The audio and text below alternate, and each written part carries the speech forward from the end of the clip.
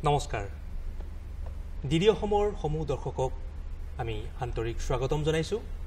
বিয়লিৰ আলাপ অনুষ্ঠানটিলৈ বিয়লিৰ আলাপ নামটো নিশ্চয় আপোনালোকে অনুভৱ কৰিছে এই অনুষ্ঠানত আমি বিশেষভাৱে কথা পাতিম অৱসৰপ্ৰাপ্ত যিসকল ব্যক্তি আছে তেওঁলোকৰ সৈতে তেওঁলোকৰ জীৱন পৰিক্ৰমা সম্পৰ্কে অৱসৰৰ পিছৰ সময়ছোৱাত তেওঁলোকে কেনেদৰে ব্যস্ত ৰাখিছে নিজকে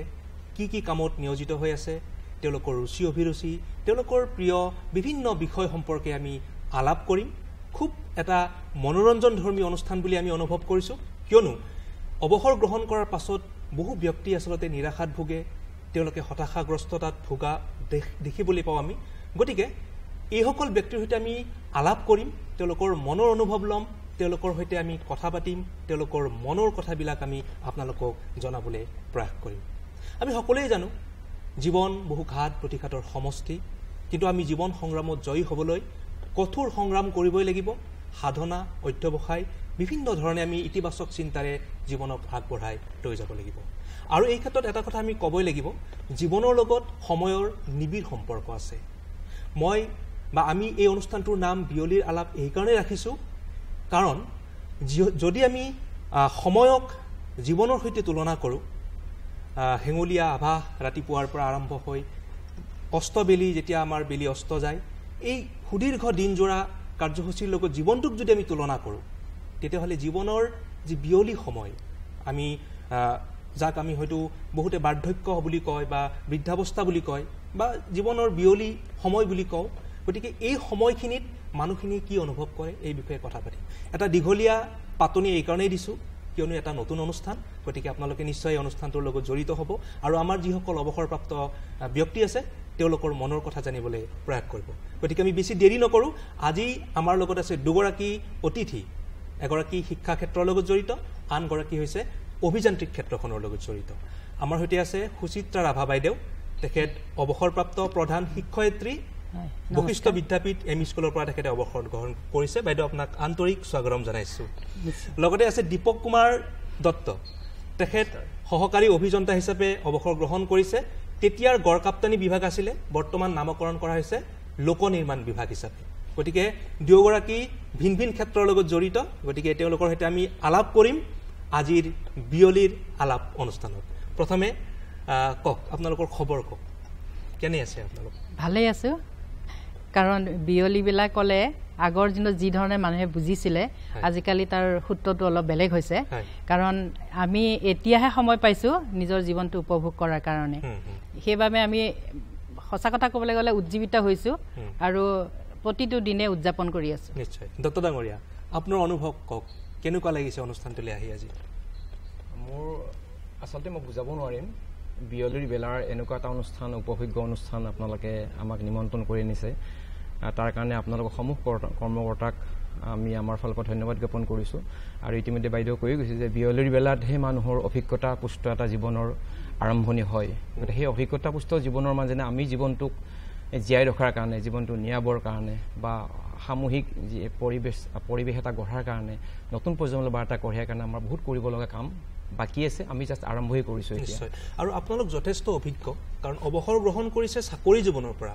বা কৰ্মজীৱনৰ পৰা অৱসৰ লোৱা নাই আৰু জীৱনত কৰিবলগীয়া বহুত আছে কিন্তু আপোনালোকৰ যি অভিজ্ঞতা আপোনালোকৰ কৰ্মজীৱনৰ অভিজ্ঞতাই হওক বা জীৱনৰ অভিজ্ঞতাই হওক সেই অভিজ্ঞতাৰ পৰা আমাৰ নতুন প্ৰজন্মই বা আমাৰ পিছৰ প্ৰজন্মই শিকিবলগীয়া জানিবলগীয়া বহুত আছে এই বিষয়ে কথা পাতিম কিন্তু প্ৰথমে অকণমান আৱেগিক কথা অকণমান সুধিম যিদিনাখন অৱসৰ গ্ৰহণ কৰিছিলে শেষৰ দিনাখন চাকৰি জীৱনৰ সেই দিনটোত কেনেকুৱা লাগিছিলে মনত কি ভাৱ আহিছিল আচলতে মই কেতিয়াবা যে অৱসৰ ল'ম এই কথাটো মনৰ পৰাই মানে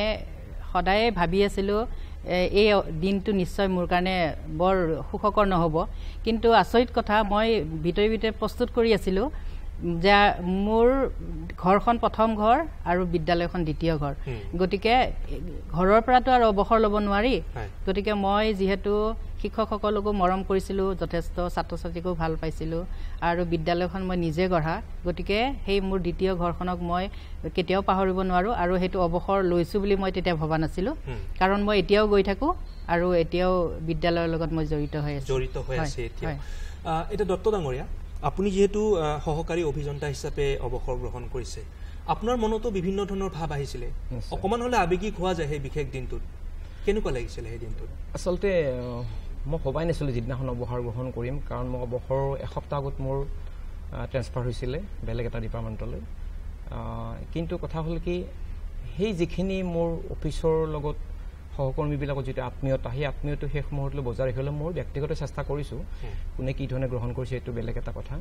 কিন্তু অৱসৰ দিনাখন এনেও ভাব লাগিছিলে মই সঁচাকৈ অৱসৰ পালোঁ নেকি আচলতে ভবা নাছিলোঁ আৰু এনেকুৱা ধৰণৰ কিন্তু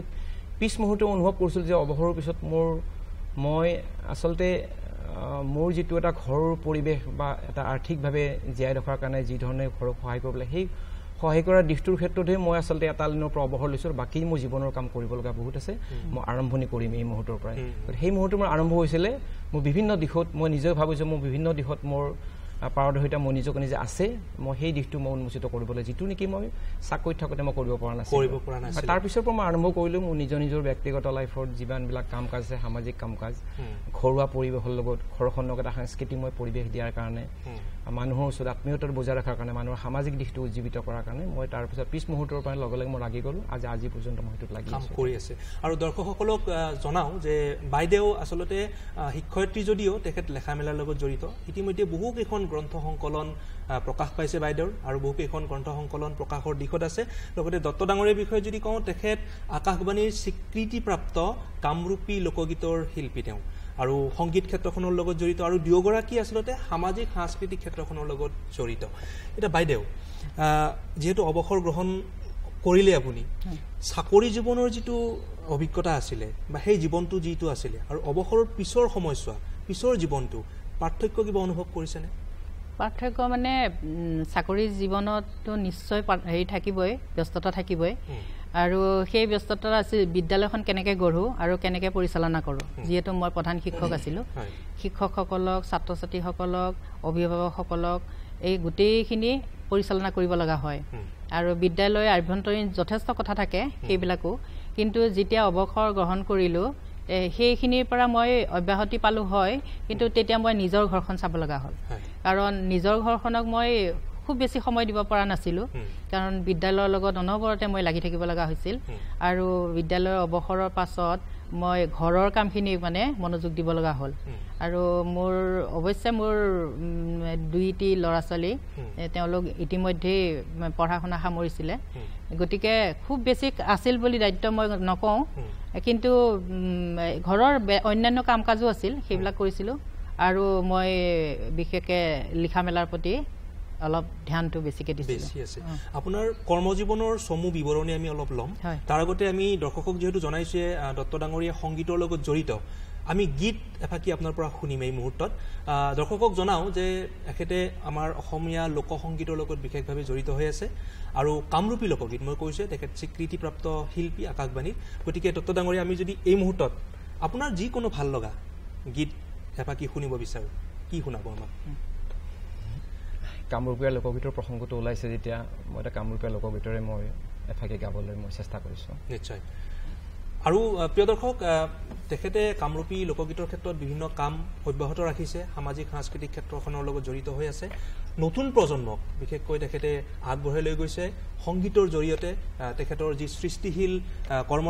কৰ্মৰাজি আছে সেই কৰ্মৰাজিৰ জৰিয়তে তেখেতে আগবঢ়াই লৈ গৈছে আৰু এই মুহূৰ্তত আমি তাৰে অকণমান আভাস ল'ম তেখেতৰ কণ্ঠেৰে তেখেতৰ সুমধুৰ কণ্ঠেৰে তেখেতে পৰিৱেশন কৰিব কামৰূপী লোকগীত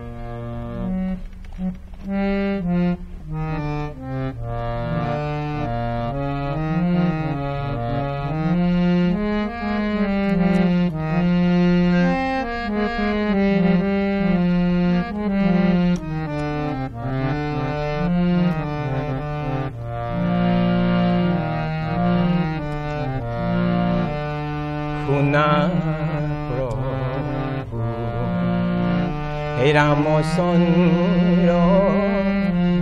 অনুজল মন সীতাৰ বাতৰি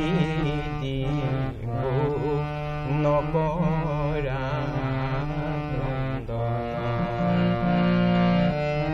সীতাৰ বাতৰি দিব নকৰা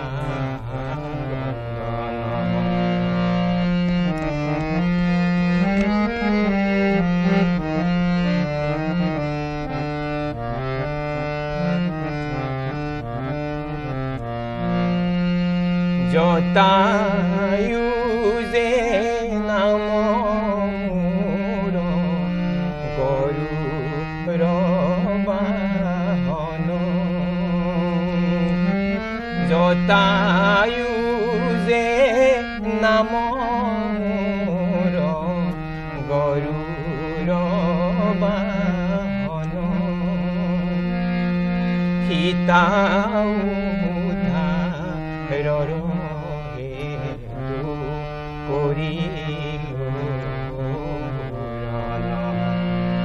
শুনা প্ৰভু ৰামচন্দ্ৰ অনুজলক মন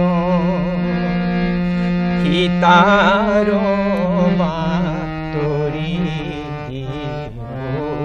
নকৰা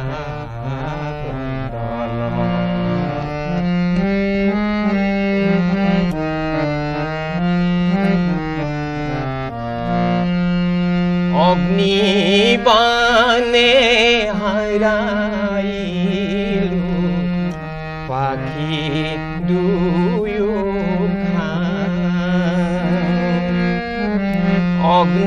অগ্নিবাণে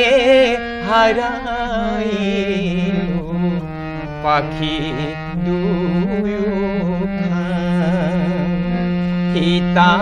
হৰি দশাননে লংকাত শুনা প্ৰভু ৰামচন্দ্ৰ অনুজলক মন সীতাৰ বাতৰি দিব নকৰা সীতাৰ বাতৰি দিব নকৰা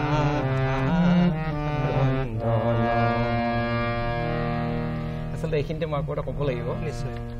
সংস্কৃতিৰ কথাটো ক'বলৈ গ'লে লোকসংগীতৰ লগত আচলতে হাৰমনিয়ামটো নাখাতে এটা বিভিন্ন সংগীত বিশেষজ্ঞসকলে কৈ গৈছে এইটো আচলতে আমাৰ লোকসংগীতৰ যিবিলাক বাদ্য মানে ডগৰ বাঁহী দোতৰা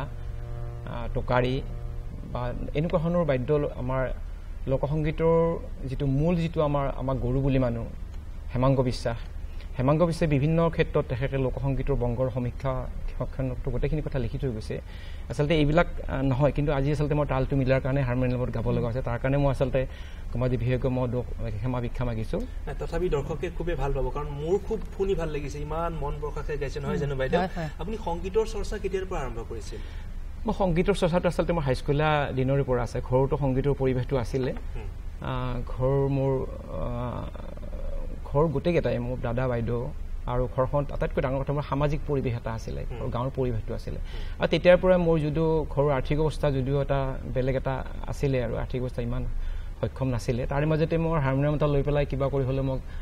মানে সেই ক্ষেত্ৰত হাৰমনিয়ামটো যথেষ্ট আছিলে তেতিয়াতো বাদ্য সংগীত তবলা হাৰমনিয়ামেই আছিলে আৰু আজিকালিতো বহুত কিবা কিবি আহিছে আৰু আধুনিক বাদ্য সংগীতৰ লগত জড়িত এতিয়া সেই মত নাছিলে আৰু গতিকে তেতিয়াৰ পৰা মোৰ যিটো মোৰ মনটো আছিলে বিভিন্ন ঘাট প্ৰতিহত নেওচিয়ে মই সেই সংগীতৰ দিশটোত মই যাব চেষ্টা কৰিছিলোঁ আৰু তাৰপিছৰ পৰা অহৰভাৱে মই চাকৰি জীৱনকালতো মই সংগীত অবিহনে মই থাকিব পৰা নাছিলোঁ আৰু গিয়লি সদায় নহ'লেও এসপ্তাহ 10 দিন বা 15 দিনৰ মূৰত দিলেও হাৰমনিয়ামটো ওচৰত লওঁ আৰু সংগীতৰ দিশটো সেনেকৈ মই আগবঢ়াই লৈ গৈ আছোঁ আৰু আশা কৰিম আপুনি এনেদৰে আপোনাৰ এই যাত্ৰা আগবঢ়াই লৈ যাব সংগীতৰ ক্ষেত্ৰত আপুনি যিখিনি ভাবিছে পৰিকল্পনা কৰিছে নিশ্চয় তাৰ আপুনি সফল হ'ব এই ক্ষেত্ৰত আমি আমাৰ ফালৰ পৰা শুভেচ্ছা শুভকামনা জনাইছোঁ এতিয়া বাইদেউ আপোনাৰ কৰ্মজীৱনৰ বিষয়ে অকণমান আমি চমুকে আভাস ল'ব বিচাৰিছোঁ আপুনি কেতিয়া যোগদান কৰিছিল চাকৰিত এইটো আচলতে 1981 চনত মই স্কুলত প্ৰথম জইন কৰিছিলোঁ 81 চনত আচলতে এখন নতুন স্কুল আছিল আৰু তেতিয়া মই ছাত্ৰ জীৱন এই ধৰক মানে গ্ৰেজুৱেশ্যনটো কৰিছোঁহে মাত্ৰ তেতিয়াই মানে স্কুলত সোমালোঁ 81 চনত তাৰে পৰা বিদ্যালয়খন সম্পূৰ্ণ গঢ়ালৈকে মোৰ পূৰাপূৰি 40 বছৰ হৈছে চাকৰি মই মানে 21 চনত ৰিটায়াৰ কৰিলো 2021 চনত আপুনি অৱসৰ গ্ৰহণ কৰিছে 21 চনত 40 বছৰীয়া অভিজ্ঞতা বিস্তীৰ্ণ অভিজ্ঞতা আৰু এই অভিজ্ঞতাৰ পৰা আমি শিকিবলগীয়া বহুত আছে আমি শিকিম আমি আপোনাৰ পৰা জানিবলৈ প্ৰয়াস কৰিম তাৰ আগতে দত্ত ডাঙৰীয়া আপুনি যেহেতু গড় কাপ্তানি বিভাগত যোগদান কৰিছিলে এতিয়া নামকৰণ কৰা হৈছে লোকনিৰ্মাণ হিচাপে লোকনিৰ্মাণ বিভাগ হিচাপে এটা কওকচোন আপোনাৰ সেই কৰ্মজীৱনৰ অভিজ্ঞতা সম্পৰ্কে কিমান চনত আপুনি যোগদান কৰিছিলে মই যোগদান কৰিছিলোঁ 1986 চনত আৰু অৱসৰ ল'লোঁ 1919 চনত মোৰ 33 বছৰৰ অভিজ্ঞতা 33 বছৰ চাকৰি কৰিলোঁ 33 বছৰ চাকৰি কৰাৰ মাজতে বিভিন্ন ধৰণৰ সামাজিক প্ৰেক্ষাপটত বিভিন্ন অভিজ্ঞতাৰে বাদ বুলিবলৈ সক্ষম হৈছোঁ কিমানখিনি অভিজ্ঞতা আহৰণ কৰিছোঁ নাজানো আৰু কিন্তু মোৰ নিজৰ দৃষ্টিৰে চাবলৈ গ'লে বহুত কিবা কিবি মই জীৱনত যে নোপোৱা কথা মই উপলব্ধি কৰিবলৈ চেষ্টা কৰিছোঁ পাইছোঁ তাক হৃদয়ংগম কৰিছোঁ কিছুমান বহুত প্ৰত্যাহ্বানো পাইছোঁ নোপোৱা নহয় সেই প্ৰত্যাহ্বানৰ মাজেৰে আচলতে জীৱনটো প্ৰত্যাহ্বানমূলকে সকলোৰে জীৱনটো মই ভাবোঁ ঘাট প্ৰতিঘাতে মানুহৰ জীৱন তাৰ মাজেৰেই চাকৰিৰ মাজেৰে বহুতখিনি হয়তো নিগেটিভ পজিটিভ গোটেইখিনি আছে নিগেটিভখিনিকো পজিটিভভাৱে ল'বলৈ চেষ্টা কৰিছোঁ আৰু পজিটিভখিনি নিজকে উজ্জীৱিত কৰি পেলাই নিজৰ মনটো শৰীৰটো ঘৰখন সামাজিক পৰিৱেশ এটা বজাই ৰাখি তেতিয়াৰ পৰা চেষ্টা কৰিছোঁ এতিয়া ধৰক জীৱনৰ ইমানখিনি অভিজ্ঞতা হ'ল চাকৰি কৰিছে বিভিন্ন আপুনি কৈছে প্ৰত্যাহ্বানৰ সন্মুখীন হৈ আপোনালোক আগবাঢ়ি আহিছে আপোনাক যদি বাইদেউ মই সোধোঁ জীৱন মানে কি জীৱন মানে মোৰ এটা কবিতা আছে তাত মই লিখিছোঁ জীৱন হ'ল এখন চলন্ত ৰেল ঘূৰন্ত পৃথিৱী চৰৈৱতী চৰৈৱতী তাৰমানে চলন্ত ৰেল এখনৰ নিচিনাই আমি বিভিন্ন ষ্টেচনত বিভিন্ন যেনেকৈ অভিজ্ঞতা ল'ব পাৰোঁ আমাৰ জীৱনৰো বিভিন্ন ষ্টেজ আছে আৰু সেইবিলাকতো আমি বিভিন্ন ধৰণৰ অভিজ্ঞতা বদলিব পাৰোঁ আৰু জীৱনটো হ'ল সদায় চলি থকাটোৱে জীৱনটো যাতে স্থবিৰ নহয় তাৰ কাৰণে সদায় চেষ্টা কৰিব লাগে নিশ্চয় আৰু সময়ৰ সৈতে মই ভাবোঁ খোজ মিলে আমি আগবাঢ়িব লাগিব নহয় জানো যদি সময়তকৈ আমি পিছ পৰি ৰওঁ তেতিয়াহ'লে বিভিন্ন আমাৰ সমস্যা হ'ব পাৰে জীৱনত নহয় জানো আৰু দত্ত ডাঙৰীয়া আপুনি যিহেতু অভিযান্ত্ৰিক ক্ষেত্ৰখনৰ লগতো জড়িত কৰ্মজীৱনৰ পৰা আপুনি কি শিকিছে জীৱনটোত কৰ্মজীৱনৰ পৰা শিকিব লগা বহুত আছে বহুত দিশ আছে মই কৈছোঁ যে কৰ্মজীৱনটো মোৰ অভিযান্ত্ৰিক ক্ষেত্ৰখনত অকল অভিযান্ত্ৰিকগত মোৰ পেচা যিটো আছিল সেই পেচাটোতে মই সীমাবদ্ধ থকা নাছিলোঁ যি চাকৰি এটা কৰিব লাগে কৰিছোঁ মাহৰ মোৰ দৰমহা এটা পাব লাগে পৰিয়ালক ৰাখিব লাগে সুখত ৰাখিব লাগে আহি পেলাই খাইছোঁ শুইছোঁ সেইটোৱে মই জীৱন বুলি ভবা নাছিলোঁ আছে মই ইতিমধ্যে কৈছোঁ যে প্ৰত্যাহ্বানৰ সন্মুখীন হৈছোঁ কিন্তু তাৰ পৰা শিকিবলগীয়া মানে ধৰক এতিয়া মোৰ সাংস্কৃতিকত দিশটোত মই সৰুৰ পৰা জড়িত আছিলোঁ সেইটো মোৰ এটা পেৰেলেলভাৱে মই চলাই লৈ গৈছিলোঁ আৰু তাৰ পৰা যিটো জীৱনবোধৰ কথা ইপিনে আলোচনা হ'ল সেই জীৱনবোধটো এনেকুৱা এটা বস্তু নহয় যে মানে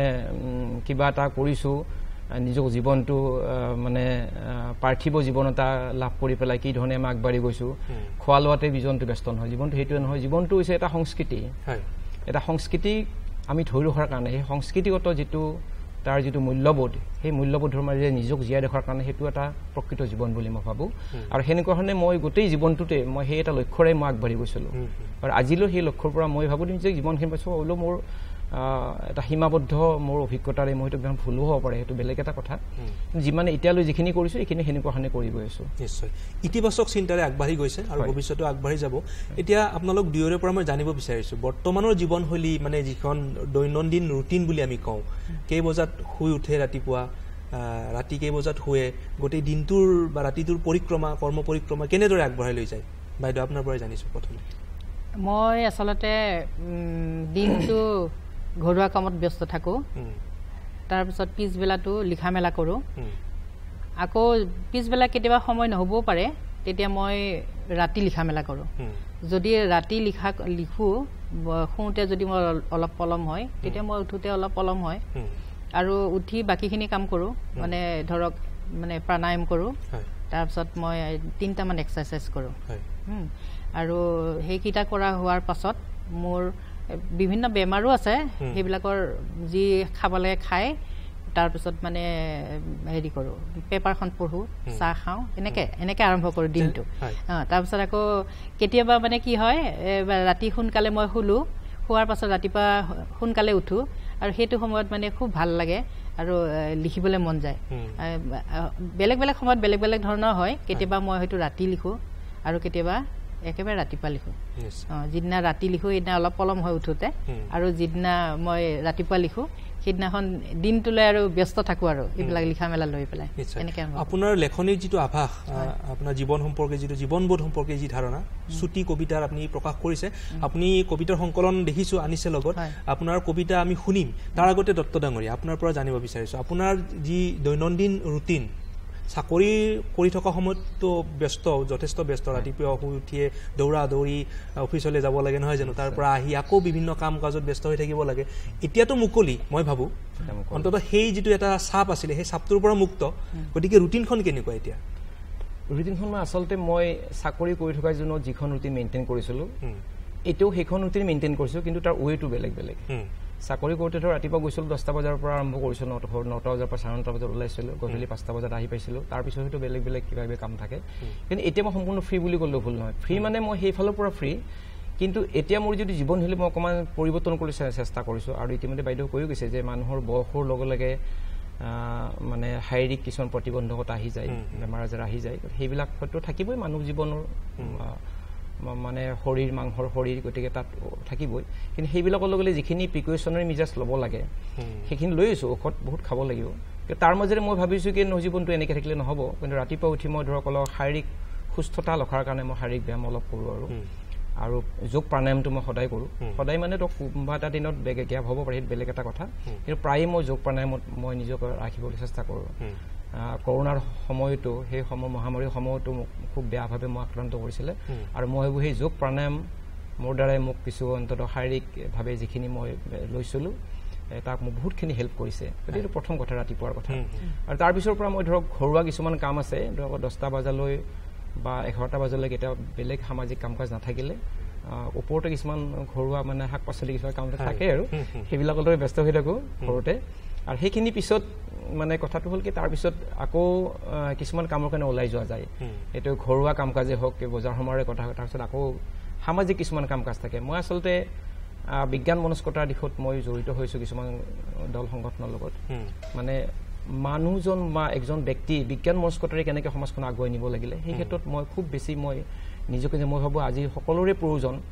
বিজ্ঞান মনস্কতাৰ দিশত গতিকে সেইবাবে সেই বিজ্ঞান মনস্কতা হওক সাহিত্য সংগঠন হওক সাংস্কৃতিক সংগঠন ইতিমধ্যে মই ক'লোৱে সাংস্কৃতিক বহুতকেইটা সংগঠনৰ লগত জড়িত হৈ আছোঁ সাহিত্য সংগঠনৰ লগত জড়িত হৈ আছোঁ আৰু অন্যান্য কিছুমান সামাজিক অনুষ্ঠানৰ লগতো যেনেকৈ মই জড়িত হৈছোঁ কথা সেইকাৰণে ৰাতিপুৱা ওলাই যাওঁ আৰু গধূলি কেতিয়াবা দুপৰীয়া আহি পাওঁ আৰু আহি পেলাই খাই লৈ পেলাই অকণমান জিৰণি লৈ পেলাই গধূলি অকণমান খোজ কাঢ়াটো ৰাতিপুৱা অকণমান প্ৰব্লেম হয় গধূলি অকণমান খোজ কাঢ়োঁ আৰু গধূলি সময় হাৰমনিয়ামটো উলিয়াই লওঁ আৰু সংগীত চৰ্চা আৰম্ভ হয়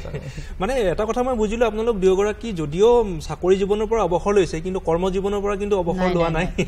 আৰু যথেষ্ট ব্যস্ত হৈ আছে আৰু ব্যস্ততাই আচলতে আমাক অধিক সক্ৰিয় কৰে আৰু জীৱনটো আগবঢ়াই নিয়াত আমাক সহায় কৰে আৰু বাইদেউ আপুনি যিহেতু লেখা মেলা কৰে আৰু আপোনালোকৰ এইখিনিতে এটা কথা ক'বই লাগিব কিন্তু আপোনালোকক দেখিলেই কিন্তু একদম সুস্থ সবল সুঠাম যেন লাগে নালাগে যে আপোনালোকৰ মানে বয়স হৈছে বা এনেকুৱা অৱসৰ গ্ৰহণ কৰিছে এনেকুৱা এটা মনলৈ কিন্তু নাহে দেখাৰ লগে লগে আৰু ইয়াৰ হয়তো এটা কাৰণ হ'ব পাৰে আপোনালোকৰ মানসিকভাৱে যথেষ্ট আপোনালোক ইতিবাচক আৰু মনটো খুব সুন্দৰকৈ ৰাখে ফূৰ্তি কৰি থাকে অনবৰতে হয়তো সেই কাৰণত হ'ব পাৰে বা মানসিকভাৱে যথেষ্ট শক্তিশালী সেইকাৰণে হয়তো আপোনালোকৰ মুখত বা আপোনালোকৰ ব্যক্তিত্বত সেইটো প্ৰকাশ নাপায় যে আপোনালোকৰ বয়স হৈছে বা আপোনালোকৰ ৰোগীয়া কৈছে আপোনালোকৰ বিভিন্ন ৰোগ আছে কিন্তু সেই সকলোবোৰ প্ৰত্যাহ্বান নেওচি কিন্তু সুস্থ সবল জীৱন এটা গঢ় দিয়াত আপোনালোকৰ সক্ষম হৈছে এইটো মই ব্যক্তিগতভাৱে মই অনুভৱ কৰিছোঁ এটা বাইদেউ লেখা মেলা কথা যিহেতু আপুনি কৈছে কবিতা সংকলন বা গল্প সংকলন এতিয়ালৈকে কেইখন প্ৰকাশ পালে আপোনাৰ মোৰ 2খন গল্প সংকলন হৈছে এখন 2016 চনতে ওলাইছিলে তাৰপাছত অৱসৰৰ পিছত আৰু এখন আৰু আগৰ গল্প সংকলন মোৰ শেষ হৈছে তাৰমানে 2nd এডিশ্যন ওলাইছে সেইখন আৰু এখন কবিতাৰ আৰু এখন প্ৰবন্ধৰ 4খন এটা এই মুহূৰ্তত যদি আমি কবিতা পাঠ শুনিব বিচাৰোঁ আপোনাৰ পৰা কি শুনাব আমাক কবিতা নিশ্চয় শুনাম দেখিছোঁ গ্ৰন্থ সংকলন আছে আমাৰ সন্মুখতে আছে নামটো সোণাগাছি খুবেই সুন্দৰ নামটোৱে খুব এটা ব্যতিক্ৰমী নাম নহয় এইটো এটা ব্যতিক্ৰমী আচ্ছা মই এখন কেতিয়া প্ৰকাশ পাইছিলে বাইদেউ এইটো 23 প্ৰকাশ পাইছে 23 ছেপ্টেম্বৰত আমি উলিয়াইছিলোঁ আচ্ছা মই বাৰু এটা পুৰণি কবিতাকে শুনাইছোঁ নিশ্চয় সেউজীয়া চোলা মাজে মাজে আনন্দিত হওঁ হাজাৰ বিঘিনিটো হৃদয়ত মজুত ৰাখিছোঁ মোৰ বিশ্বাস আৰু দৃঢ়তাৰ সেউজীয়া চোলা দীৰ্ঘদিন পিন্ধি অহা মোৰ বিশ্বাস আৰু দৃঢ়তাৰ চোলাৰ জেপত কৰবাত দুখ কৰবাত সুখ মানুহৰ প্ৰেমেৰে তিয়াই ৰাখিছোঁ কলিজা সুযোগ পালে চোলাৰ বুকুত সেয়ে কেতিয়াবা সেউজীয়া বুল লাগে কেতিয়াবা ধূলি বালিৰে ভৰি পৰে গাজনি শুনিলেই মূৰ দাঙি চাওঁ নীলা আকাশ কোন দিশে উঠিছে মেঘ বলিছে বতাহ চোলাটো লেতেৰা হ'লে বিজুলিয়াই এজাক সমতাৰ বৰষুণে নিশ্চয় ধুবহি পুৱা এদিন পুৱা মাজে মাজে জোকাৰি চাওঁ নিশা পুৱা যেতিয়াই সময় পাওঁ ঠিকেই আছেনে জেপবোৰ সুখ দুখ কঢ়িয়াই ফুৰা দীৰ্ঘদিন পিন্ধি অহা মোৰ বিশ্বাসৰ চোলাটো মোৰ হৃদয়ত মজুত থকা বিশ্বাস প্ৰেম আৰু দৃঢ়তাৰে বোৱা সেউজীয়া চোলা খুবেই এটা গুৰুত্বপূৰ্ণ বিষয় আচলতে উত্থাপন কৰিছে আপুনি কবিতাটোত আপুনি যেতিয়া লেখা মিলা কৰে কোনবোৰ ক্ষেত্ৰত বিশেষভাৱে আপুনি জোৰ দিয়ে ধৰক কেনেকুৱা ধৰণৰ বিষয়বস্তু বা কেনেকুৱা ধৰণৰ দৃষ্টিভংগীৰে আপুনি লেখা মিলা কৰে মই আচলতে খুব আশাবাদী মানুহ সমাজখনত মানে কেতিয়াবা সকলো মানুহ সমান হ'ব এনেকৈ ভাবোঁ আৰু সকলোৰে যি অভাৱ সেই যেন মানে শেষ হ'ব তেনেকৈ ভাবোঁ আৰু মানুহৰ যিটো ইতিবাচক দিশ সেইটো মই মানে চিন্তা কৰি কবিতাবিলাক লিখোঁ আৰু সেইবাবে মই কবিতাত খুব বেছি দুখ দৈন্য এনেকুৱা বেছি প্ৰাধান্য নিদিওঁ যাতে মানুহে উৎসাহিত হয় তেনেকুৱা ধৰণৰ কবিতাই মই বেছিকৈ লিখোঁ মানুহক উৎসাহিত কৰিব পৰা বা ইতিবাচক বাৰ্তা প্ৰেৰণ কৰিব পৰা বিধৰ বিষয়বস্তুসমূহ লৈ আপুনি লেখা মিলাত মনোনিৱেশ কৰে আৰু ইতিমধ্যে মই আপোনাৰ কবিতা শুনি মই অনুভৱ কৰিছোঁ আপোনাৰ লেখা মিলাত সেই দৃঢ়তাটো আছে সেই আত্মবিশ্বাস আছে আৰু সেই যিটো আত্মবিশ্বাসৰ চলা সেউজীয়া চলা আমাৰ সমাজখনতো বহুত প্ৰয়োজন হৈছে আমাৰ পৰিৱৰ্তন হৈছে যদিও আমি ইতিবাচক বাৰ্তা প্ৰেৰণ কৰিব লাগিব আৰু তাৰ গুৰু দায়িত্ব কিন্তু আপোনালোকৰ দৰে মানুহখিনিয়ে কৰিব লাগিব যিহেতু আপোনালোক জ্যেষ্ঠ আপোনালোক অভিজ্ঞ এইটো দত্ত ডাঙৰীয়া সংগীতৰ লগত যিহেতু আপুনি জড়িত আকাশবাণীত আপুনি কেতিয়া কণ্ঠ পৰীক্ষাত অৱতীৰ্ণ হৈছিল মই আকাশবাণীটো 2017 চনৰ মাৰ্চ মাহত আছিলে আৰু ডিক্লেয়াৰ কৰিছিলে অক্টোবৰ মাহত কামৰূপী লোকগীতত আপুনি কণ্ঠ পৰীক্ষাত উত্তীৰ্ণ হৈছিল আমি ইতিমধ্যে কামৰূপী লোকগীত শুনিলোঁ আপোনাৰ পৰা এটা অসমীয়া সংগীতক লৈ আপুনি কিবা এনেকুৱা ভাবিছে নেকি ধৰক যিহেতু আপোনাৰ পৰিকল্পনা আছে মই গম পোৱাত গতিকে এনেকুৱা কিবা পৰিকল্পনা আছে নেকি যে অসমীয়া সংগীতক লৈ বা লোকসংগীতক লৈ বা গণসংগীতক লৈ তেনেকুৱা কিবা ভাবিছে নেকি আচলতে সংগীতক লৈ পৰিকল্পনা কেইটা মোৰ যিটো দৰ্শন মই সেইটো কাৰণে পৰিস্ফুট কৰিব বিচাৰিছোঁ আপোনালোকৰ লগত সংস্কৃতি সংগীত গণসংগীত এইবিলাকৰ বহুত কিছুমান কথা কিছুমান জড়িত হৈ আছে যিটো নেকি আজিৰ সমাজে কি ধৰণে উপলব্ধি কৰিছে নিজৰ দৰ্শনৰ দ্বাৰা তেওঁলোকে ক'ব কথাবিলাক তো মোৰ অনুভৱটো হ'ল সংস্কৃতিৰ ক্ষেত্ৰত জ্যোতিপ্ৰসাদে এটা কথা কৈ গৈছিল যে সংস্কৃতি হৈছে পোহৰৰ বাট সংস্কৃতি হৈছে জীৱন বিকাশৰ এক মানে চৰ্চা এই সংস্কৃতিৰ এই কথাৰ মাজেৰে এটা কথা পৰিস্ফুট হয় যে মানুহৰ জীৱনবোধৰ সংস্কৃতি জীৱনবোধ সুস্থ জীৱন চৰ্চা কেনেকৈ লাভ কৰিব লাগে মানুহৰ ব্যক্তিত্ব কেনেকৈ প্ৰকাশ পায় তেওঁলোকৰ দৰ্শন এইবিলাক সংস্কৃতিৰ এটা অংগ আচলতে মই নাভাবোঁ যে এটা গান বাজানো অকল সংস্কৃতি বোলে অকল গান বাজানটো সংস্কৃতিৰ এটা পৰিবেশ্য কলাৰ এটা অংশ সংস্কৃতিৰ এটা অংশ তাৰ মাজেৰে আমাৰ গোটেই জীৱনটো এটা সংস্কৃতি গতিকে সেইটো জ্যোতিপ্ৰসাদে অন্তৰ সংস্কৃতিৰ মাজেৰে কৈ গৈছে গোটেইখিনি হেমাংগ বিশ্বাসে কৈ গৈছে ভূপেন হাজৰিকাই বিষ্ণুপ্ৰসাদ ৰাভাৰ সংস্কৃতিৰ সংজ্ঞা দি গৈছে গতিকে এই সংস্কৃতি হৈছে মানুহৰ এটা সম্পদ এই সম্পদটোক আমি কি ধৰণে গ্ৰহণ কৰিছোঁ এইটো নিজৰ নিজৰ কথা আৰু গতিকে মোৰ দৃষ্টিভংগীটো হৈছে কি সংস্কৃতি মই সম্পদ হিচাপে গ্ৰহণ কৰাৰ লগে লগে এই সংস্কৃতিটো মানুহৰ মাজত লৈ যোৱাৰ কাৰণে কি ধৰণে ব্যৱস্থা ল'ব লাগে সেই ধৰণে আমাক আগতো আমাৰ প্ৰাতঃস্মৰণীয় ব্যক্তিসকলে বুজাই দি গৈছে তাৰ লগে লগে আমাৰ যিটো কথা আছে যে গণসংস্কৃতিৰ কথা আপুনি উল্লেখ কৰিছে যে গণসংস্কৃতিৰ কথা হৈছে গণসংস্কৃতিৰ ধাৰণাটো অকণ বেলেগ ধৰণৰ সেইটো আমাৰ গণসংস্কৃতিৰ যিজন প্ৰাতঃস্মৰণীয় ব্যক্তি হেমাংগ বিশ্বাস ডাঙৰীয়াই সকলোৱে জানে তেখেতৰ নাম তেখেতৰ গান বাজনাবিলাক সকলোৱে আমি অনুশীলন কৰি থাকোঁ বিভিন্ন অনুষ্ঠানত আমি পৰিৱেশন কৰি থাকোঁ যে গণসংস্কৃতি হৈছে এটা সমাজ পৰিৱৰ্তনৰ দিশত খোজ লোৱা এটা সংস্কৃতি যিয়ে নেকি মানুহৰ এটা মুক্ত জীৱন যাপনৰ মানুহক অৰ্থনৈতিক জীৱন সামাজিক জীৱন সাংস্কৃতিক জীৱন ৰাজনৈতিক জীৱনৰ মাজেৰে যিটো অভাৱ অভিচৰ অনাচাৰ দুৰ্যোগ বা সেইটো মুক্তি পোৱাৰ কাৰণে যি সংস্কৃতি আমাক বাদ দেখুৱাই লৈ যায় সেইটো হৈছে গণসংস্কৃতি গতিকে এই গণসংস্কৃতিৰ মাজত অৱগাহন কৰি যিবিলাক সংগীত ৰচনা কৰে সেইটো হৈছে গণসংগীত সেইটো আমাৰ হেমাংগ বিশ্বাসে তেওঁলোকৰ অসম বংগৰ লোকসংগীত সমীক্ষাত সেইটো স্পষ্টভাৱে তেখেতে উল্লেখ কৰি দিছে তেখেতে গণসংগীত আৰু গণ শিল্পীৰ সংজ্ঞাটো সুন্দৰভাৱে তেখেতে মেনশ্যন কৰি দিছে গতিকে সেই হিচাপতে আমাৰ সেই সংস্কৃতিলৈ ৰক্ষা কৰি পেলাই যিখিনি মই ভাবোঁ যে সমাজখন ৰূপান্তৰ কৰিব লাগিলে, সমাজখন পৰিৱৰ্তন কৰিব লাগিলে, এখন ধুনীয়া সমাজ এখন কৰিব লাগে, মুক্ত জীৱন, মুক্ত সংস্কৃতি, মানুহক থকা মিলাৰ মানুহৰ জীৱ, তাৰ মানে এটা সেই কথাটো হ'ল কি দুটা কথা আছে। এটা হৈছে সেই সমাজখন যদি আমি ৰাখিবলৈ তেতিয়াহ'লে এটা শ্ৰেণীতন্ত্ৰৰ বিৰুদ্ধে শ্ৰমজীৱী মানুহৰ যিটো সংস্কৃতি, শ্ৰেণী সংগ্ৰামৰ সংস্কৃতিটো ৰাখিব লাগিব, দুটা কথা আছে। এচাম মানুহে কেনেকৈ আমাক শোষণ কৰিছে, আমি কেনেকৈ শোষিত হৈ আছোঁ, তাৰ দ্বাৰা আমি কেনেকৈ সেই শোষণৰ বিৰুদ্ধে আমি যুঁজিব লাগিব, এইটো গণসংস্কৃতিৰ এটা অংগ। গতিকে সেই গণসংস্কৃতিৰ লগত যিবিলাক সংগীত ৰচনা আছিল গণসংগীত, আৰু সেই গণসংগীতৰ লগত ৰচনা আমি ব্যস্ত হৈ আছোঁ এইকাৰণে যে সমাজ ৰূপান্তৰৰ ক্ষেত্ৰত আমি হ'লেও গণসংগীতৰে কিছু হ'লেও আমি সমাজক অৰিহণা যোগাব পাৰিছোঁ। আমাৰ স্বনামধন্য ব্যক্তি, মোৰ অগ্ৰজ বহুত কিছুমান ব্যক্তি আছে যাক নি মই আমি গুৰু হিচাপে মানিব পাৰোঁ। মোৰ প্ৰখৰ নলবাৰীত অভিজিন ঘৰ প্ৰখ্যাত বহু কিছুমান ব্যক্তি আছে, তেওঁলোকৰ দ্বাৰা আমি উদ্বুদ্ধ হৈছোঁ সৰুৰ পৰাই। আৰু তেওঁলোকৰ সংগীত, তেওঁলোকে ৰচনা কৰা সেই গণসংগীত, তেওঁলোকে ৰচনা কৰা সেই সংগীতৰ মাজে যিবিলাক সংগীতে নেকি সমাজত এটা মেছেজ দিব পাৰে, মানুহক লৈ যাব পাৰে নিজৰ জীৱন বিকাশৰ মাজেৰে, সেই সংগীতৰ মাজেৰে আমি তেওঁলোকক লৈ যোৱাৰ চেষ্টা কৰিছোঁ। নিশ্চয়, আৰু তাৰেই প্ৰচেষ্টাত আপুনি অব্যাহত ৰাখিছে আৰু নিশ্চয় সফল হ'ব, আমি আপোনাক শুভেচ্ছা জনাইছোঁ। এটা অকণমান ব্যক্তিগত কথা পাতোঁ। বাইদেউ, আপোনাৰ ঘৰত এতিয়া কোন কোন আছে, পৰিয়ালটোৰ বিষয়ে অকণমান কওক। মোৰ ল'ৰা এটা, ছোৱালী এজনী আছে। পৰিয়ালটো মোৰ হাজবেণ্ড ঢুকাইছে, তেখেত 94তে এটা এক্সিডেণ্টত ঢুকাইছে। গতিকে মই ছিংগল পেৰেণ্ট হয়।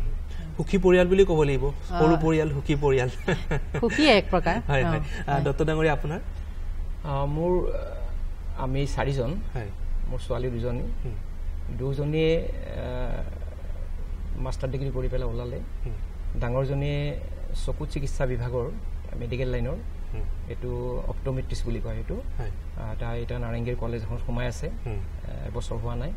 আৰু সৰুজনীও বাহিৰত উৰিষ্যাৰ ভুৱনেশ্বৰত শ্ৰী শ্ৰী ইউনিভাৰ্চিটি এখনত তাই এছিষ্টেণ্ট প্ৰফেচাৰ হিচাপে সোমাই আছে, দুজনী ছোৱালী।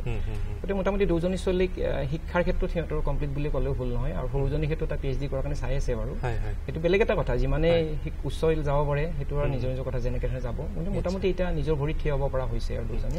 অভিভাৱক হিচাপে আপোনালোকে কি অনুভৱ কৰে, সন্তানৰ লগত যিটো সম্পৰ্ক বা পৰিয়ালটোৰ লগত কেনেদৰে? চাকৰি কৰি থকা সময়ত হয়তো ব্যস্ততাৰ কাৰণে ইমান সময় দিব পৰা নাযায়, কিন্তু অৱসৰৰ পিছততো সময় দিব পৰা যায় নিশ্চয়। আচলতে মই ভাবোঁ বেলেগ ধৰণে ভাবোঁ অকণমান, কিন্তু কথা হ'ল কি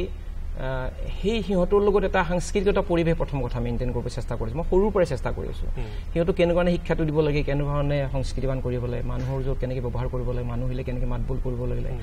মই ভবা ধৰণে হয়তো হৈ উঠা নাই, সেইটো বেলেগ এটা কথা। সিহঁতৰ কিছুমান সীমাবদ্ধতা থাকে না, পঢ়াৰ লগত ব্যস্ত হৈ থাকে, কেতিয়াবা কোনোবা আহিলে মাতো দিব নোৱাৰে, মোৰ লগত হয়তো সংগীতৰ লগত ব্যস্ত নহ'ব পাৰে। কিন্তু সেই পৰিৱেশটো আমাৰ ঘৰত মই ৰখাৰ চেষ্টা কৰিছোঁ। আৰু মোৰ মিছেজো তেওঁ মোৰ সংগীতৰ লগতে ব্যস্ত হৈ থাকে, মোক খুব অনুপ্ৰেৰণা যোগায়। গতিকে ঘৰখনত এই বস্তুটো মই ৰাখিবলৈ চেষ্টা কৰিছোঁ।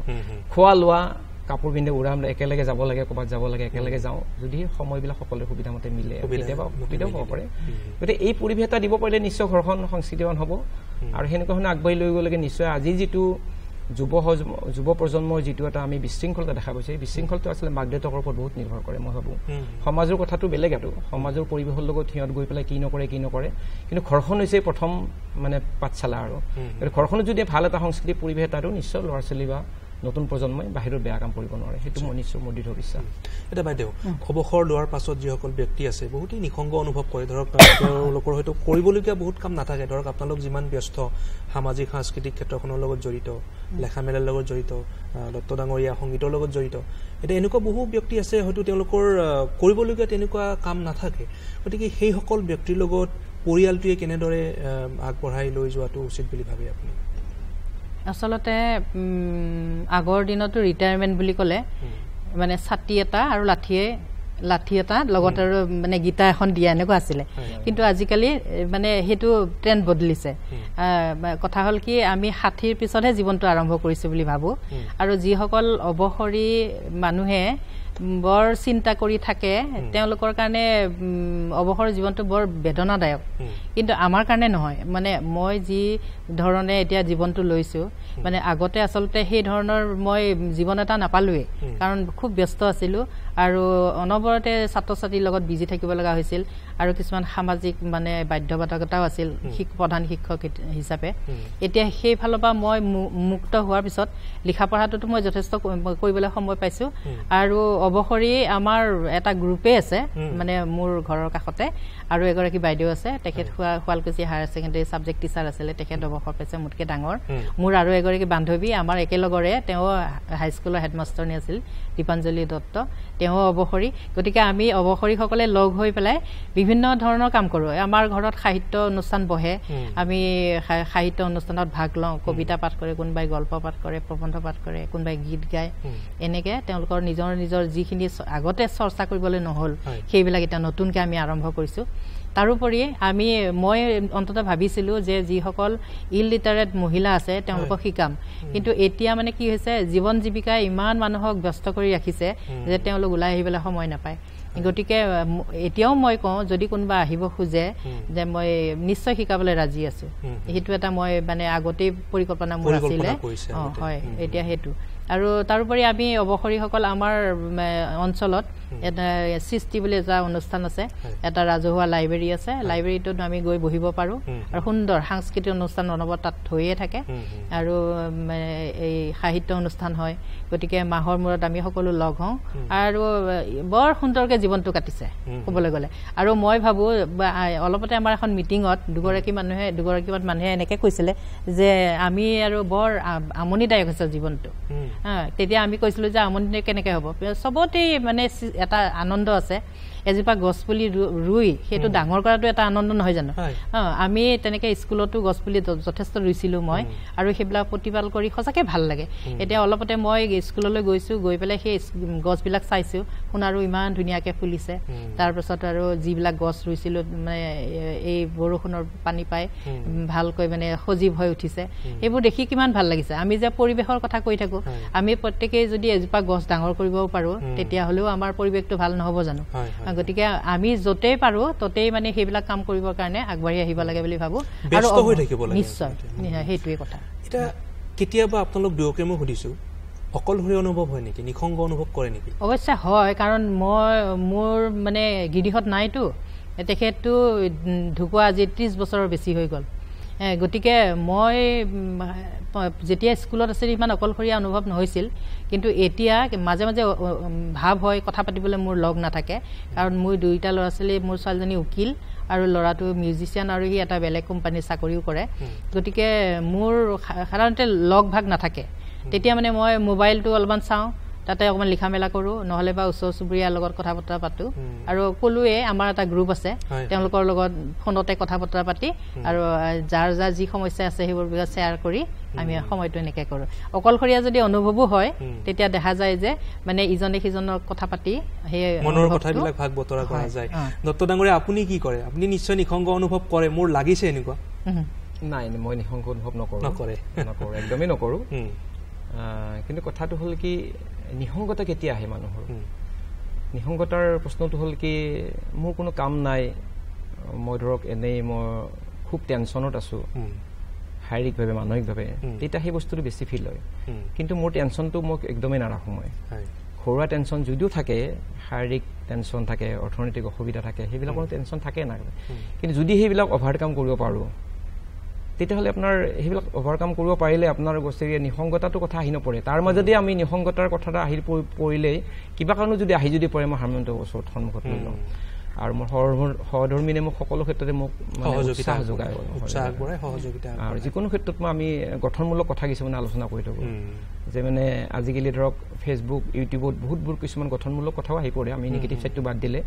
বহুত কথা আহি পৰে গ্ৰন্থ সুবাসৰ কিছুমান গল্প কবিতাৰ কথা বাইদেউ গল্প লিখে সেইবিলাকো আমি পঢ়োঁ সেইবিলাক কথাও কিছুমান আলোচনা কৰোঁ লগে লগে ল'ৰা ছোৱালী দুজনীকো মই সেইবিলাক কথাৰ মাজেৰে আলোচনা কৰোঁ সিহঁতৰ যদি লাইনটো অকণ বেলেগ সিহঁতৰ চিন্তা ভাৱনাবিলাক সদায় বেলেগ এতিয়া আমাৰ যি সেই পুৰণি চিন্তাৰে আমি কিছুমান আগবাঢ়িব গৈছোঁ নতুন প্ৰযুক্তিৰ লগত আমি যিটো খাপ খোৱা নহয় সিহঁতে কৈ দিয়ে আগতে যে এনেকৈ দেউতা আপোনালোকে এইবিলাক কথা নাজানে বোলো হয় কথা নাজানো তোমালোকে এইখন নাজানা কথা তোমালোকে হেৰি কৰি ল'বা আৰু কিন্তু আমি যিখিনি পুৰণি কথা যিখিনি জানে সেইখিনি তোমালোকে জানিব লাগিব পুৰণি যিখিনি সংস্কাৰ সেই সংস্কাৰটো আগবাঢ়ি লৈ পেলাই তুমি নতুনত ভৰি দিব পাৰিব নতুনৰ ভেটিটোত সেই পুৰণিৰ ওপৰতে কৰিব লাগিব তোমালোকে এনেকুৱা ধৰণে আগবাঢ়ি গ'লে তেতিয়াহ'লে আপুনি যিটো কথা কৈছে নিসংগতাটো নাহে আচলতে নিসংগতাৰ যে কাম নাথাকিলে নিসংগতাটো আহিব খুবেই এটা ভাল কথা কাৰণ তেনেকুৱা ভাৱ মনলৈ নাহিলে নিশ্চয় আমি ইতিবাচকভাৱে আগবাঢ়িব পাৰোঁ নহয় জানো এতিয়া আপোনালোক দুয়োৰে পৰা মই জানিব বিচাৰিছোঁ ধৰক আমাৰ সকলোৰে কিছুমান ৰুচি অভিৰুচি থাকে যাক আমি হবি বুলি কওঁ হবিজ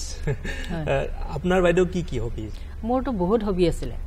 মানে পঢ়াটো 1 নম্বৰ তাৰপিছত মই আগতে খেলিছিলোঁ কিন্তু সেইবিলাক আৰু নহ'ল গান গাইছিলোঁ গান গোৱাটো পুৰা নহ'ল তেনেকুৱা তাৰপিছত ফুৰাটো মোৰ হবি আছিলে আৰু ৰান্ধা বঢ়াত অৱশ্যে মই উস্তাদ নহয় দেই এইটো মিছা কথা মানে মই বেছি ৰান্ধি বাঢ়ি সময় কটাবলৈ টান পাওঁ গতিকে মোৰ ল'ৰা ছোৱালীয়ে আপত্তি কৰে আজিকালি ইউটিউব চাই ল'ৰা ছোৱালীয়ে মানে ৰান্ধিব জানে কিন্তু মই তেনেকুৱা ধৰণৰ ৰান্ধনি নহয় মই আচলতে মই এনেকৈ এটা ডায়েট মানে বিচাৰোঁ যিটোৱে স্বাস্থ্যসন্মত হয় আৰু মানে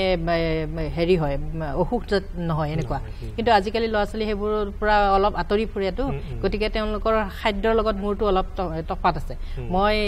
যিখন জেগাত থাকোঁ তাই সেইখিনি তাৰমানে লতা কটা বুলি কয় আৰু তাতে পাহাৰৰ বস্তুবিলাক বেছিকৈ পায় আৰু একেবাৰে সাৰ চাৰ নিদিয়া সুন্দৰ পাচলি গতিকে মই সেইবিলাক বেছি পচন্দ কৰোঁ আৰু তেনেকুৱাবিলাককে মই মানে ৰান্ধি বাঢ়ি আনে নাখালেও মই অন্ততঃ নিজে সোৱাদ লগাকৈ খাওঁ সেইটো এটা মোৰ হবি আৰু মোৰ ভাল লাগে এইটো আৰু নাটক চাটকৰ কথাও মই কোৱাই নাই এইটো কিন্তু মই নাটকো খুব ভাল পাওঁ আৰু আজিকালি মই এনেকৈ সময় পালে আমাৰ বন্ধু বান্ধৱবোৰ আছে তেওঁলোকৰ লগত নাটকো উপভোগ কৰোঁ গীত শুনি ভাল পায়নে গীত শুনিতো ক'বই নালাগে গীত আৰু আজৰি সময়ত গীত শুনি মই খুব ভাল পাওঁ যেতিয়া মানে অকলশৰীয়াকৈ থাকোঁ তেতিয়া গীত শুনি খুব ভাল পাওঁ কেনেকুৱা গীত মই বেছিকৈ পুৰণি গীতেই ভাল পাওঁ নতুন গীত মোৰ মুখস্থ নহয় সঁচা কথা কিন্তু পুৰণি গীত মই ভাল পাওঁ আগৰ দিনৰ আমাৰ ভূপেন হাজৰিকাৰ গীতবোৰতো ক'বই নালাগে ভালেই পাওঁ দীপালী বৰঠাকুৰ বাইদেউ ভাল পাওঁ ৰুদ্ৰ বৰুৱাৰ গীত ভাল পাওঁ কেশৱ মহন্তৰ ৰচনাবিলাক ভাল পাওঁ আৰু হিন্দী গান পুৰণাবিলাক ভাল পাওঁ আৰু মান্নাদেৰ গীত ভাল পাওঁ মই খুব মানে পুৰণি গীতসমূহ আপোনাৰ যথেষ্ট প্ৰিয় হয় এতিয়া নতুন গীতো মই কিছু হয়তো ভালো পাওঁ শুনি ভাল পাওঁ কিন্তু মোৰ মনত নাথাকে সুৰটো বৰ বেছি দূৰলৈ মানে মনত নাথাকে আৰু কথাবিলাকো মই সিমান মানে হেৰি নহয় মনত নাথাকে মানে আৰু মনত নালাগে পুৰণি গীতবোৰ যেনেকৈ অন্তৰ চুব পাৰে নতুন গীতিকাৰৰ গীতে সিমান বেছি অন্তৰ চুব পৰা নাই মোৰ সেইটোৱে কথা নিশ্চয় আপোনাৰ কেনেকুৱা ৰুচি অভিৰুচি ৰুচি মানে কথাটো হ'ল কি মোৰ চাকৰি কালত আচলতে মোৰ কিতাপ পঢ়াৰ হেৰিটো খুব কম আছিলে মোৰ হয়তো সময়ৰ অভাৱৰ কাৰণে হওক বা নিচাৰ নোহোৱাৰ কাৰণে হওক নেকি এনেকুৱা কিন্তু চাকৰিৰ পিছত মই যে উপভোগ কৰিছোঁ যে গ্ৰন্থই মানুহৰ জীৱনটো বহুত পৰিৱৰ্তন কৰিব পাৰে গ্ৰন্থ অধ্যয়নে তাৰপিছত সকলো গ্ৰন্থৰ কথা মই নকওঁ সেই গ্ৰন্থ কোনে কি ধৰণে চিলেকশ্যন কৰে এইটো মোৰ নিজৰ দৰ্শনৰ মাজে মই যিটো গ্ৰন্থ পঢ়ি ভাল পাওঁ এইটো হোমেন বৰগোহাঁয়ে কৈয়ে গৈছিলে যে গ্ৰন্থ অবিহনে মানুহৰ জীৱনে আচলতে পূৰ্ণতা নাপায় সেই বস্তুটো জীৱনত অনুভৱ কৰিছোঁ আচলতে বিয়বিলে অনুভৱ কৰা বুলি ক'লেও ভুল নহ'ব তাৰ মাজেৰে এতিয়া সমসাময়িক সমাজ ব্যৱস্থাৰ লগত জড়িত যিবিলাক প্ৰবন্ধ পাতি আছে মই আচলতে কবিতাৰ ক্ষেত্ৰত মই নাই মোৰ গল্পৰ ক্ষেত্ৰতো বাইদেউ যেনেকৈ কৈছে ইমানখিনি মই উৎপত্তি মোৰ নাই প্ৰবন্ধৰ ক্ষেত্ৰত কিছু অন্তৰ ৰাতি মই লেখা মেলা কৰোঁ এখন এনেকৈয়ে নি আছোঁ আৰু এখন কিতাপৰ লগত মই জড়িত হৈ আছোঁ হয়তো 6 মাহমান লাগিব আকৌ সেইখিনি আৰু তাৰ লাগিলে সংগীতৰ দিশত মই ভাবোঁ কি আৰু এখন মোৰ এটা ঠিক এলবাম বুলি ক'লে ভুল হ'ব কিছুমান গণসংগীতৰ এটা সংকলন কৰাৰ কাৰণে বিভিন্ন ৰচকৰ সুৰকাৰ আজি যিটো নেকি আজিৰ যুৱ প্ৰজন্মই গণসংগীত সম্পৰ্কে বহুত কথা নাজানে আৰু জানে আৰু সংগীত মানে আৰু গান বাজনা বুলিয়ে জানে উশৃংখলভাৱে তেওঁলোকে গীতবিলাক গাব লাগে প্ৰেম প্ৰীতিৰ প্ৰেম বিৰহৰ গান সেইবিলাক গানেৰে আজি সমাজখন চলি থকালে মই ভাবোঁ আৰু কিন্তু গণসংগীতৰ কথা মই ইতিমধ্যে কৈ গৈছোঁ এই গণসংগীতে এখন সমাজ ব্যৱস্থা যিধৰণে পৰিৱৰ্তন কৰিলে সেই ধৰণৰ মানুহ আগবঢ়াই নিয়াটো আমাৰ নৈতিক দায়িত্বৰ কৰ্তব্য বুলি আমাৰ সমাজ দায়বদ্ধতাৰ এটা অংশ নিশ্চয় আৰু মই আপোনাৰ কথাৰ পৰা গম পাইছোঁ যে হেমাংগ বিশ্বাস দেৱৰ প্ৰতি আপুনি যথেষ্ট আকৃষ্ট বা তেখেতৰ দ্বাৰা যথেষ্ট অনুপ্ৰাণিত যেন মোৰ অনুভৱ হৈছে নহয় জানো নিশ্চয় এতিয়া বাইদেউ আপুনি যিহেতু শিক্ষকতাৰ লগত জড়িত আপুনি কি ভাবে এগৰাকী ভাল শিক্ষক হ'বলৈ কি গুণ থাকিব লাগে আচলতে শিক্ষক হ'বলৈ হ'লে শিক্ষকতাৰ প্ৰতি একেবাৰে আগৰ পৰাই তাৰমানে প্ৰস্তুত থাকিব লাগিব আৰু শিক্ষক মানে বনোৱা নাযায় শিক্ষক মানে অন্তৰৰ ভিতৰৰ পৰা যি শিক্ষকতা কৰিম বুলি ভাবে তেওঁহে আচল শিক্ষক মই তেনেকৈ ভাবোঁ কাৰণ মই অন্য চাকৰি পায়ো মই নগ'লোঁ মানে শিক্ষক হ'ম বুলিয়ে মই মানে শিক্ষকতাটো যদিও বা পইচা পাতি কম আৰু কষ্ট আছিল যথেষ্ট তথাপি মই শিক্ষকতাতে থাকিলোঁ মই ভাবোঁ শিক্ষক হ'বলৈ হ'লে বহুত দায়বদ্ধতা আছে সেইসমূহ মানে মানি চলিব লাগিব আৰু নিজে এটা আদৰ্শত বিশ্বাসী হ'লে আৰু সেইটো আদৰ্শ ছাত্ৰ ছাত্ৰীৰ মাজতো মানে বিয়পাব পাৰি তেনেকৈ মই ভাবোঁ আদৰ্শ মানে এইটো কথা যে মানুহক মানে যিটো মই শিকাইছোঁ কথা আৰু কামৰ মাজত মানে মিল থাকিব লাগে আচল কথা সেইটো আৰু মই ক'লোৱে শিক্ষক বনোৱা নাযায় শিক্ষক হ'বলৈ হ'লে নিজৰ অন্তৰৰ পৰাই মানে শিক্ষকতাৰ প্ৰতি আকৃষ্ট হ'ব লাগিব তেতিয়াহে এজন ভাল শিক্ষক হ'ব পাৰিব আৰু শিক্ষকক কোৱা হয় সমাজৰ দাপোন স্বৰূপ গতিকে আমাৰ সমাজখনক দাপোন দেখুৱাত বা সমাজখন আগবাঢ়ি যোৱাত আচলতে শিক্ষক সমাজে যথেষ্ট সহায় কৰে আৰু আমাৰ প্ৰত্যেকৰে শিক্ষাগুৰু আছে নহয় জানো গুৰু শিষ্যৰ যিটো পৰম্পৰা আছিল তেতিয়া এতিয়াও আছে কিন্তু ক্ৰমান্বয়ে অকণমান দূৰত্বটো বঢ়া যেন লাগিছে নেকি আপুনি অনুভৱ কৰিছে তেনেকুৱা লাগিছে কাৰণ এইটো মই স্কুলত থকাৰ সময়তে অলপ তেনেকুৱা যেন লাগিছিলে কাৰণ ধৰক আগৰ শিক্ষা ব্যৱস্থাবিলাক আমি যি ধৰণৰ শিক্ষকসকলক পাইছিলোঁ তেখেতসকলৰ মানে ব্যৱহাৰ তেখেতসকলৰ কথা বতৰা শিকোৱাৰ ধৰণ এনেকুৱাবিলাক ক্ৰমান্বয়ে যেন অলপ বেলেগ হৈ গৈ আছে আমি শিক্ষকসকলক সঁচাসঁচি গুৰু ভাবিছিলোঁ যি গুৰু মানে যিসকলে মনৰ আন্ধাৰ দূৰ কৰি পোহৰ বিলাব পাৰে তেওঁলোককে গুৰু কয় আৰু শিক্ষকসকলক আমি মানে আমাৰ গুৰু বুলি শ্ৰদ্ধা কৰিছিলোঁ যথেষ্ট আৰু সেইকাৰণে আমাৰ মনতো আছে তেওঁলোকৰ কথাবিলাক আৰু তেওঁলোকৰ যিবোৰ আমাক শিকাইছিলে কিন্তু আজি ছাত্ৰ ছাত্ৰীয়ে শিক্ষক আৰু যদিও বা মানে চৰকাৰে ওচৰ চপাব খুজি আছে শিক্ষক আৰু ছাত্ৰ ছাত্ৰীৰ কিন্তু কিছু ক্ষেত্ৰত মানে সেইটো যেন দূৰত্বটো বাঢ়িছে নিচিনা লাগে যাৰ কাৰণে কি হৈছে কেতিয়াবা উশৃংখল অৱস্থাৰ সৃষ্টি হয় আৰু সেইটো শিক্ষক আচল শিক্ষকে সেইটো নিশ্চয় শৃংখলাবদ্ধতাৰ মাজলৈ আনিব পাৰিব লাগে আৰু বহু বিদ্যালয় দেখা গৈছে তেনেকৈ ভালো হৈছে আৰু বিশেষকৈ আমাৰ চৰকাৰী বিদ্যালয়ত মানে এনেকুৱা এটা নাম আছে আৰু চৰকাৰী বিদ্যালয়বিলাকৰ ভাল শিক্ষা নহয় কিন্তু মই দেখিছোঁ যে আমাৰ বিদ্যালয়খনত মানে খুব ভাল আছিল কাৰণ মই 2012 চনত আমাৰ স্কুলখনে বেষ্ট স্কুলৰ এৱাৰ্ড পাইছিল সেইটো কৰিবলৈ হ'লে যথেষ্ট আমি কষ্ট কৰিব লাগিছিল সেইটো অকল মই কৰা নহয় সকলো শিক্ষকৰ সমূহীয়া প্ৰচেষ্টাত মানে এইটো হৈছিল আৰু তেনেকুৱাই কথা যেনে মানে সমূহীয়া প্ৰচেষ্টাটো হ'বলৈ হ'লে প্ৰধান শিক্ষকজনে যথেষ্ট ভূমিকা পালন কৰিব লাগিব আমি তেনেকৈ এৱাৰ্ড পাইছিলোঁ মই নিজেও এৱাৰ্ড পাইছোঁ মই মানে জিলা পৰ্যায়ত শিক্ষকতাৰ কীৰ্তি বঁটাটো মই পাইছিলোঁ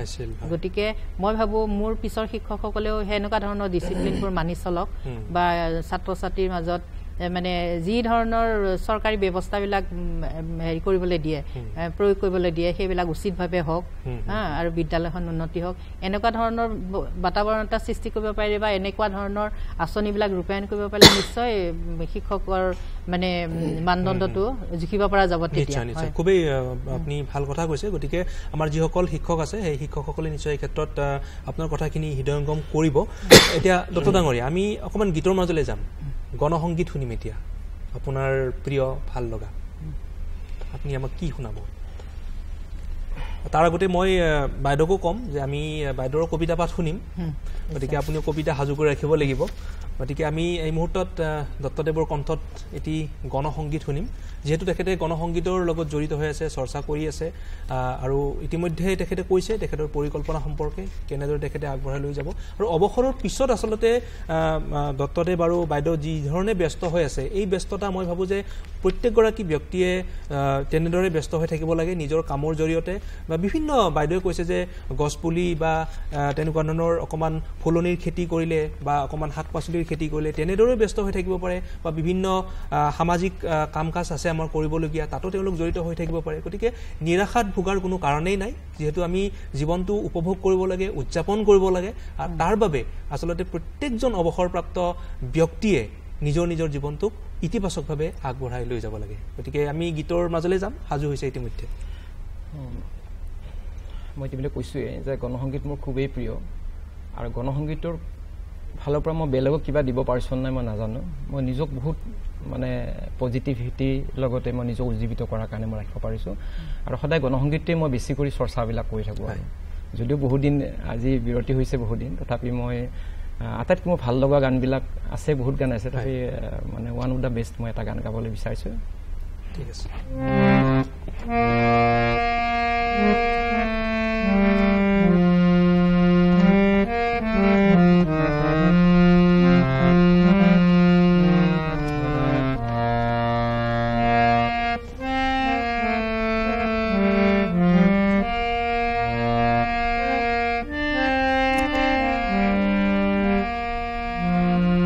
বন্ধু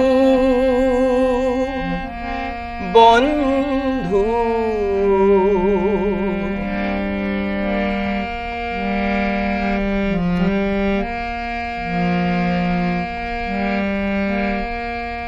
ভূপেন হাজৰিকাৰ গান খুব কম মোৰ অনুশীলনৰ তথাপি গাবলৈ চেষ্টা কৰিছোঁ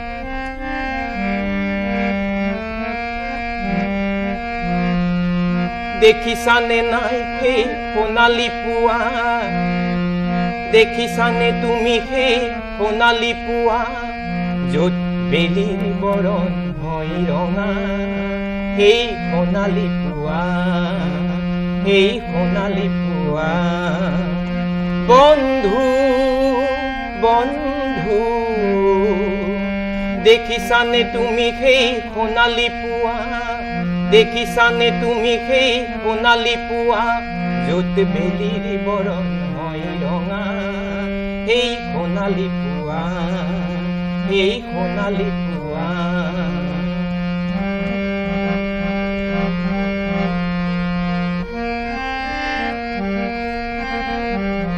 পোহৰৰ যুঁজ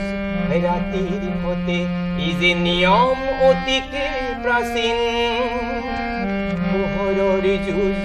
ৰাতিৰ সতে ই যে নিয়ম অতিকে প্ৰাচীন সংঘাত থাকে থাকে আশাৰ আভা বেলিতি হে ৰক্তিম সংঘাত থাকে থাকে আশাৰ আভা বেলিতি হে ৰক্তিম বন্ধু নেযাই জানো মন সেই বেলিতি হোৱাৰ বন্ধু নেযাই জানো মন সেই বেলিতি হোৱাৰ সেই সোণালী পুৱা বন্ধু বন্ধু দেখিছানে তুমি সেই সোণালী পুৱা দেখিছানে তুমি সেই সোণালী পুৱা য'ত বেলিৰ বৰণ হয় ৰঙা সেই সোণালী পুৱা সেই সোণালী পুৱা সেই সোণালী পুৱা খুবেই সুন্দৰ আৰু আমি সকলোৱে সোণালী পুৱাৰ অপেক্ষাত ৰৈ থাকোঁ নহয় জানো যাতে জীৱনটো আমি আগবঢ়াই লৈ যাব পাৰোঁ বাইদেউ কবিতা শুনিম এতিয়া কবিতা পাঠ শুনিম আপোনাৰ কবিতা সংকলন দেখিছোঁ ইতিমধ্যে আমি এটা শুনিছোঁ আৰু এটা শুনিম আপোনাৰ ভাল লগা যিকোনো প্ৰিয় এটা কবিতা আচ্ছা এই কবিতাটোকে মই গাওঁ এইটো কবিতা মই ভাল পাওঁ হাত হাত মানে হাত বান্ধৈ কিনো দিন হ'ল হাত মেলি চুব নোৱাৰোঁ হাত দুখীয়াৰ হাত সুখীয়াৰ হাত দীঘল হাত চুটি হাত ভিৰ ঠেলি ঠেলি কাৰ হাতৰ মুঠি কাৰ ডিঙি চেপি কোনে কাঢ়ে মাত কাৰ ভঁৰালত কোনে দিয়ে সিন্ধি চোৰে মিচিকিয়াই কাক নিয়ে বান্ধি কোনে অট্টালিকা সুৰক্ষিত কৰি সাত পুৰুষলৈ বান্ধে ভেটি বান্ধৈ দুখৰ কথা ক'বলৈও মানুহ চিনিব লাগে মানুহে মানুহলৈ ফান পাতে ফান্দত পৰি মানুহ কান্দে কন্দা মানুহৰ দেহ কালেকে ভিৰ ঠেলি ঠেলি হাত কটা মানুহ বুকু ফটা মানুহ ফান ভাঙি আহে ডিঙি ফালি কয় ফান পাতোতাৰ বিচাৰ লাগে বান্ধৈ ভিৰৰ মাজত চিনি লোৱা আজি কাৰ হাতে নতুন পৃথিৱী গঢ়ে খুবেই ধুনীয়া খুব ভাল লাগিল শুনি আৰু আমাৰ লাহে লাহে সময় কমি আহিছে এতিয়া দত্ত ডাঙৰীয়া আপুনি কি ক'ব আপোনাৰ ফালৰ পৰা ক'বলগীয়া কি আছে আমাৰ দৰ্শক ৰাইজক বা আমাৰ যিসকল অৱসৰপ্ৰাপ্ত ব্যক্তি আছে বা সমাজখনক নতুন প্ৰজন্মক আপোনাৰ মনৰ পৰা কি ক'বলগীয়া আছে আচলতে মোৰ সমবয়সীয়া মানুহখিনি মোৰ ক'ব লগা বিশেষ নাই কাৰণ সকলোৱে নিজে অভিজ্ঞতাৰে পৰিপুষ্ট একোজন ব্যক্তি তেওঁলোকে বয়সৰ অভিজ্ঞতাৰ পৰা যি শিকিছে তেওঁলোকে তেনেকৈ ধৰণে লৈ যাব নিশ্চয় কিন্তু নতুন প্ৰজন্মলৈ আমি এটা বিশেষ বাৰ্তা এটা দিব লাগে আমাৰ যিখিনি অভিজ্ঞতা আমাৰ যিখিনি জ্ঞান আমাৰ যিখিনি চিন্তা চৰ্চা বৌদ্ধিক চিন্তা চৰ্চা হ'ল সংস্কৃতিগত চিন্তা চৰ্চাই হওক এইখিনি নতুন প্ৰজন্মই যাতে ল'ব যাতে পাৰে এইটো আটাইতকৈ